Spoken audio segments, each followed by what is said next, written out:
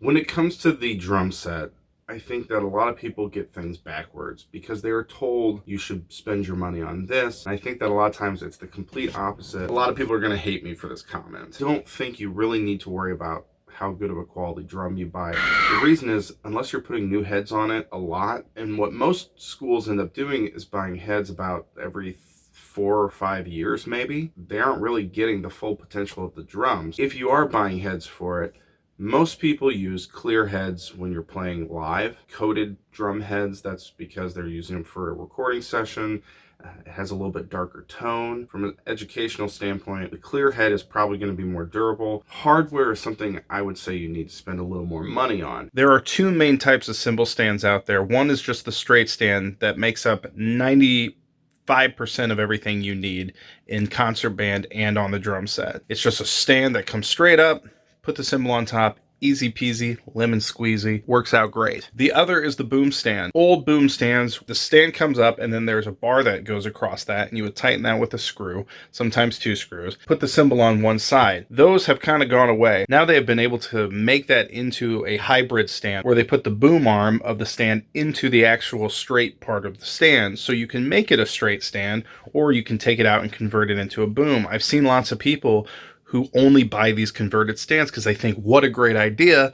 Now I have boom stands if I need them. I can use them as straight stands. I do warn people in an educational standpoint that these are more things for kids to take apart and break or lose. I really recommend getting straight stands except for just your main ride cymbal. And I would make sure kids know, don't mess with that stand. That stays on the drum set. I have a cymbal stand that has just one screw in the back. It rotates up and down like this, and there's a screw in the back that you use to tighten it so it doesn't move.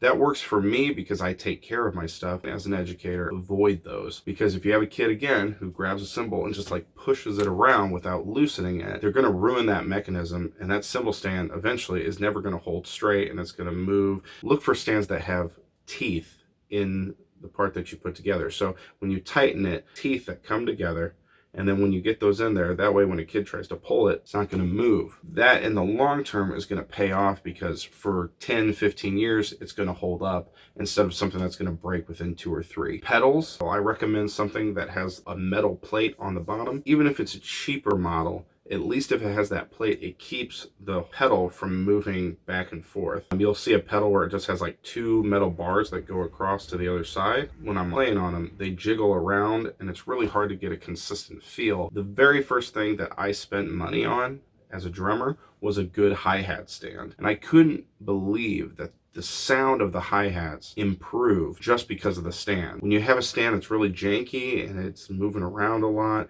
and it doesn't clamp very consistently, it's harder to get a good feel for it. I see so many schools, so many times, almost every school I walk into, I see kids using the Vic Firth General SD1s on drum set. Those are the sticks that come with your stick bag. They're great for concert band. They are not drum set sticks. And I know there's plenty of directors out there who would say, oh, they're fine. Don't worry about it. I don't care. Whatever works, works. No, but they don't work.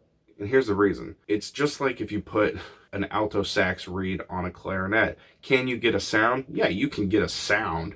Does it sound good? Is it in tune? No. There's plenty of like metal drummers who use big sticks, but I'm talking about in a jazz setting. It's not right for the setting. The tip of the stick, for the General SD1s, they're just a big round ball, which works for a snare drum fine. But when you're playing a cymbal, you don't get a very defined sound. It's very chunky, it's very gongy, and you don't get a very precise, like, ting to it. I recommend using an acorn tip. There's also the teardrop tip, which ProMark makes a lot of those. I'm not as big of a fan of those, but I have seen a lot of people use those and be fine with them. What's the difference between a cheaper drumstick versus a higher end drumstick? There's 2 factors that really go into that. The first one is the pitch. What higher end drumstick companies do, like Vic Firth, ProMark, Vader, Regal Tip, they will take each stick and they will take like a beater of some sort, and they'll listen to that stick. They'll take another stick and they will find what the pitch that is coming out of the stick is. They'll organize all the sticks into those different pitches, and then they'll pair those sticks up accordingly. That way, when you're playing and you're playing on a cymbal or a drum, you're not getting two different pitches every time you're hitting. It's not creating two different sounds.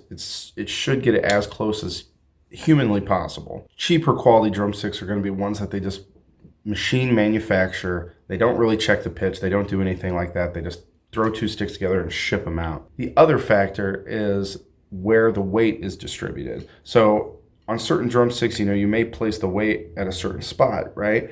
And for cheap drumsticks, you may have a knot or something in the wood that creates a heavier spot. So the fulcrum of the stick may be back here or it may be up here. And you'll see a lot of those drumstick companies end up throwing out tons of sticks because they're not evenly distributed. A third thing would be just the quality of wood. A lot of people use hickory. There's some denser woods they may use.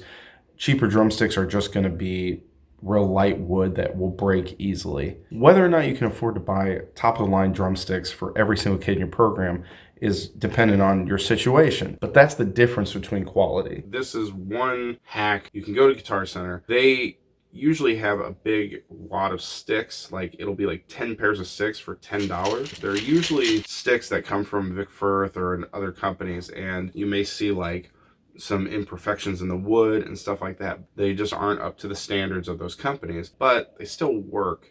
And I found one time where they had 7As, which a lot of people use for jazz. So I bought a pack of those. I never really used them. And then my wife, I walked into her school and all the kids were using their concert band sticks. And so I said, you know what? You can just take this. And now those kids are using those sticks. It sounds so much better because you can actually get the right sound from the ride cymbal and the hi-hat that you need. Lastly, we're going to talk about cymbals. I said that I have a very opposite viewpoint of drums in an educational standpoint. What I really think you should do is spend very little on the drum set itself, and you should spend all your money on the cymbals, because cymbals never change. You don't have to buy new heads for them. You don't have to worry about tuning them. They are what they are. And if you buy cheap, crappy cymbals, they're going to sound cheap and crappy forever. But if you spend the money on the cymbals and those sound good, you're going to be much better off in the long run, because again, your drum heads on your drum set are going to die out. You're probably not going to change them for a few years, and they're going to sound crappy for a long time, but your cymbals will still sound good. You may be asking, what's the difference in cymbal quality? It's sort of like giving a kid a reed that is just way too thick, or a mouthpiece. Like if you give a kid who's been playing trumpet a long time a 10C for trumpet, they're not going to get as pure of a sound. They're not going to get as good of a sound. Cymbals are like this. When you're dealing with beginner lines, they are made of a much cheaper quality metal, and that metal is more malleable. It's quicker and easy for them to ship out, but they have to make those a lot thicker because they are so malleable. When a kid's playing on one of those, it's really hard to get a good sound because that cymbal is so thick and so big that it resonates a lot. So when they just barely tap it, it rings for a long time.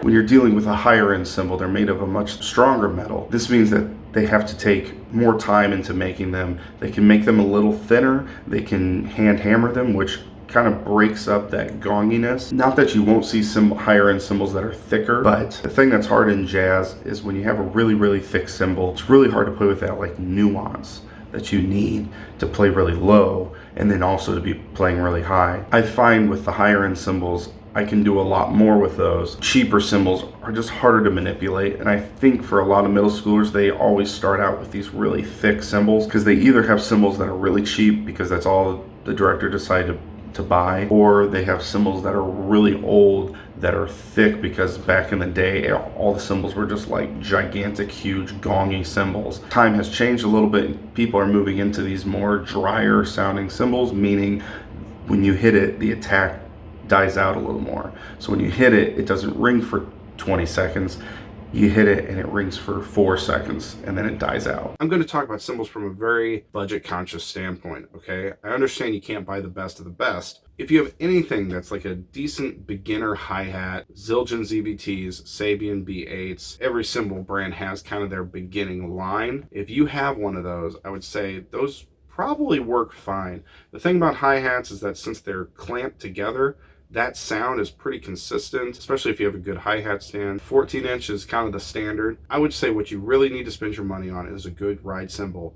I like thin cymbals. I have a really nice Bosphorus ride that costs $400, and then I also have a Vintage Bliss Dream ride, 20 inch.